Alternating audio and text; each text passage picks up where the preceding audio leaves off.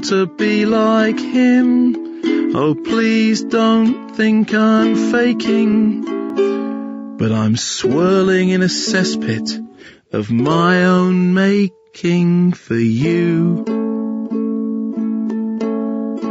Doobie doobie doo. You probably had to be there.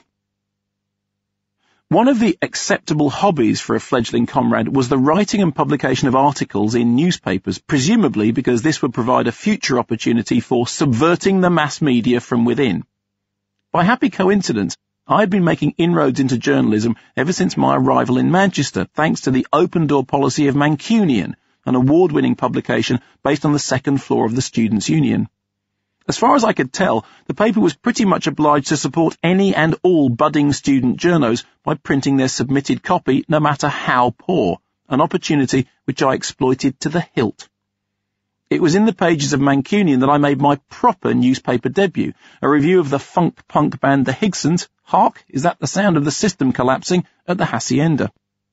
As before, this was yet another attempt at sub-NME scribery, which I spiced up with interview quotes obtained by cornering frontman Charlie Higson backstage, armed with a pen, a pad of paper, and the scarily convincing declaration that I was from the local music press, all right.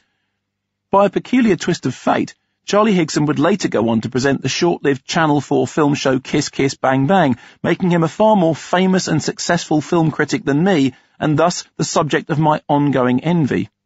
He also starred in The Fast Show, which, for my money, is one of the funniest TV programmes ever. But I forgive him. Hot from my page 23 lower left column success with the Higsons review, I filed an equally hot-headed account of Orange Juice's Hacienda show, by which time I began to feel that I had utterly conquered rock journalism. I still wrote with all the style and grace of an idiot fanboy who desperately wanted to be Lester Bangs, but was more, as Kurt Vonnegut put it, Phil Boyd Studge.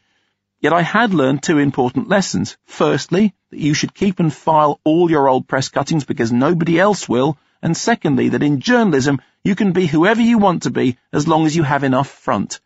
And no shame.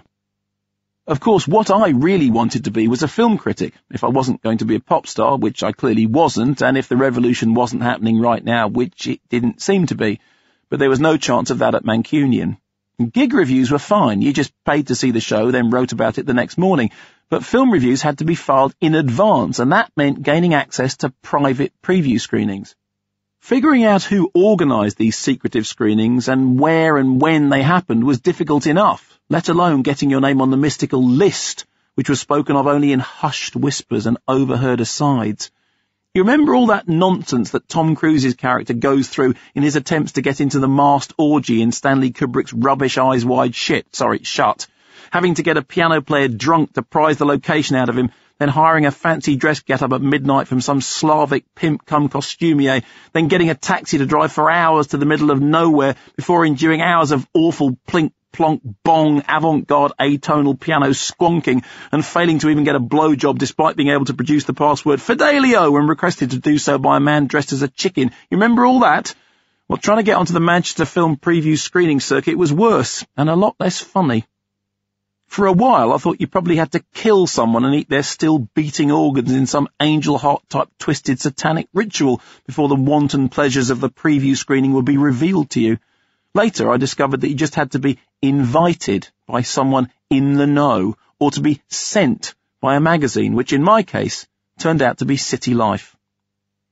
City Life was a small but thriving Manchester listings magazine which had been set up in 1983 as a cross between Time Out and Private Eye. Over the years, the magazine had become an admirable thorn in the side of James Anderton, thanks largely to the persistence of news editor Ed Glynott, who seemed to have an inside track on the Chief Constable's bizarre beliefs. One story had it that a disgruntled copper had actually bugged his boss's office and was feeding stories to Glynott, who stoically refused to reveal his sources. Whatever the truth, City Life was a flag waver in the war against Anderton, and that made working for it a worthy cause indeed. Like City Limits in London, City Life was a workers' co-op, which brought numerous benefits, including, crucially, assistance from the Manchester Cooperative Development Agency, aka Mancoda. The co-op structure put in place a rigorously egalitarian framework within which everyone did everything and everyone was equal, at least in theory. In practice, the magazine was run by 3 quixotic editors, Glynnet, Chris Paul, and Andy Spinoza, all graduates of Mancunian, and all of whom would ultimately go on to excel in their various chosen professions. Spinoza was particularly industrious, becoming the diary editor at the long-running Manchester Evening News before setting up the thriving Spin media agency and establishing himself as the North West's premier public relations guru. Spin could make a news story out of anything. When I completed my PhD thesis in 1991, he got in touch to ask me if I had any interesting plans for the future, now that I was officially a Doctor of Horror. I told him that Linda and I were getting married in Liverpool that same week, after which we were going to travel around America for a fortnight, stopping off briefly at Georgetown in Washington, D.C., so that I could finally see the Exorcist steps. Spin promptly filed a story for the Evening News, which ran under the splash headline, "Dr. Horror Plans Haunted Honeymoon." I still have it framed on the mantelpiece, one of a very few genuinely treasured press cuttings. Spin reckons I got off lightly, pointing out that when a fellow city lifer got a PhD in popular culture, the Manchester Evening News diary pages dubbed him Dr. Disco. I edited City Life for 6 years, Spin told The Guardian when interviewed about his lively career a few years ago, and never earned more than £75 a week. We lived off the thin of the land, but it wasn't about the money. It was about our independent voice. It was a fun, very creative environment. I interviewed everyone from Alan Bleasdale to Bernard Manning, and we gave the first chance to writers like John Ronson and Mark Kermode. Reading this made me strangely proud because it suggested that no matter how piffling my role in City Life had been, and believe me, it was really piffling, I had somehow passed into the annals of its illustrious history, a feat I never dreamed could become a reality. I first joined the outer ranks of City Life when I answered an ad for an enthusiastic and outgoing, wannabe journalist to sell advertising space in their forthcoming student special edition.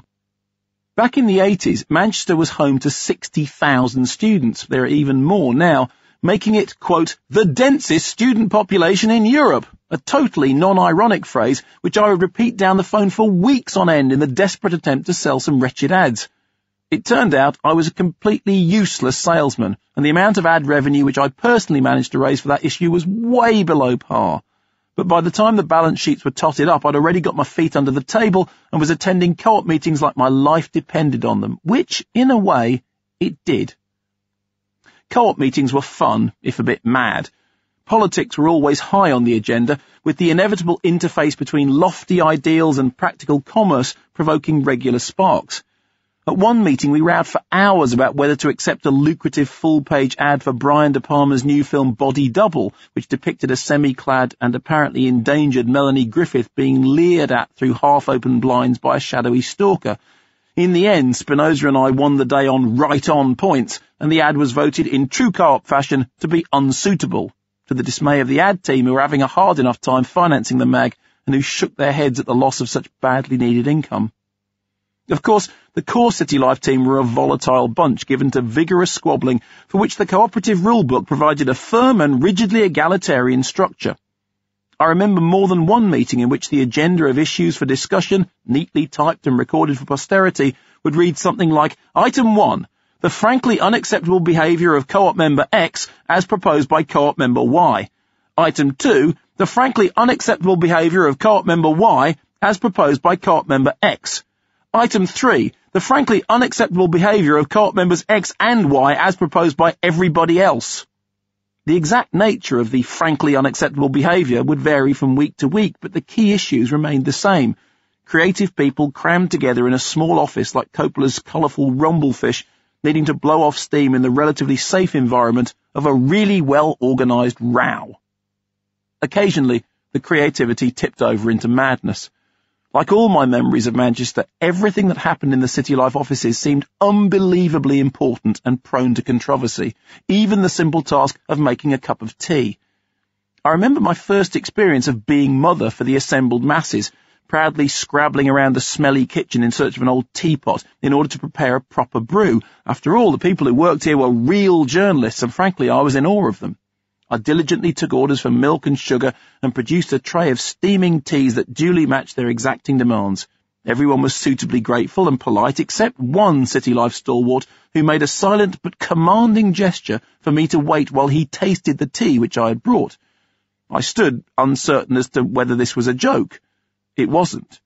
It was deadly serious. He lifted the cup to his lips, took a tiny slurp, swilled it around his mouth, considered for a moment, took another slurp, exercised his palate some more, then slammed the teacup down onto the desk, a look of assertive rapture in his eyes. He stared at me, astonished. "Number 4, he said grandly, "straight in at number 4.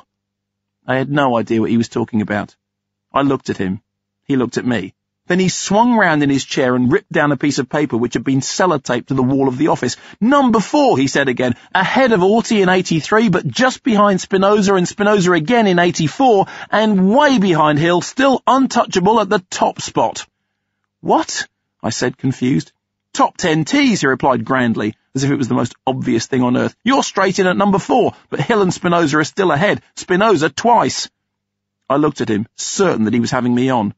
But the list, which he was now studiously rewriting, spoke for itself. There, scribbled but precise, was an account of the top 10 cups of tea that had been served in the City Life office, with names and dates dutifully recorded like a court record keeper's log.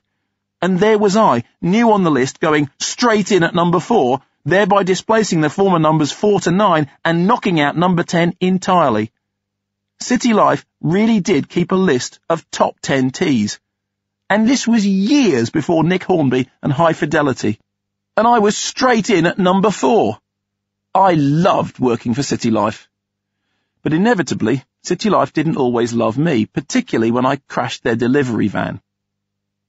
The delivery run was one of the many tasks to which more lowly members of the co-op would aspire. Due to my student status, I was only ever a part-time worker and therefore a part-time co-op member, which meant that I got all the perks of working at the mag with little or none of the real responsibility, both practical and financial. I was in effect a make-weight, although it has since pleased me to insist that I was a core member of the City Life family. The truth is more mundane. I was a hanger-on, albeit an enthusiastic one. I wasn't much good at anything, but I did have a clean driver's license and had never been declared legally bankrupt, which was not something that everyone at City Life could say. So, more often than not, I got the job of driving the City Life van over the moors to the printers in Batley and then shipping the finished copies back to a string of distribution warehouses on the outskirts of Manchester overnight, before doing early morning drops at local newsagents in the city centre. It was fantastically exciting stuff, turning up at remote depots at all hours in the morning and being referred to as driver rather than student wanker wherever you went. The vehicles themselves came from Manchester Van Hire, and if you're lucky, you got one with a radio and even occasionally a cassette player, which would turn your journey into a sublime musical odyssey.